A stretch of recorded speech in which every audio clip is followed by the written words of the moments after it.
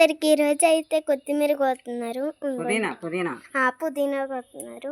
పుదీనా బాగా తయారైంది. పుదీనా పచ్చడికి పుదీనాకు వస్తుంది. చాలా పుదీనా ఉంది, చాలా మంచిది.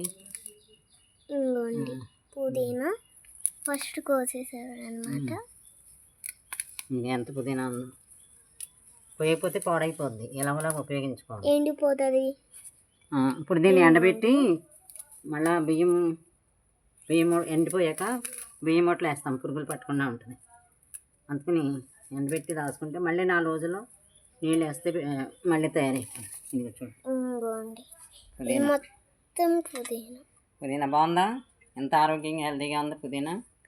మన ఇంట్లో పెంచుకుంటే మనకు కూడా హెల్తీగా ఉంటుంది. బాగుందా? సరేనా? మళ్ళీ ఇంకో వీడియోలో మళ్ళీ చూడండి. ఎలాంటి పుదీనాలు పెంచుకుంటే చాలా మంచిది, చాలా మంచిది.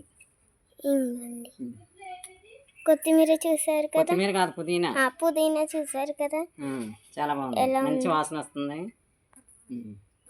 స్మెల్ కూడా బాగుంటుంది. బాగుంటుంది. బాయ్. బాయ్.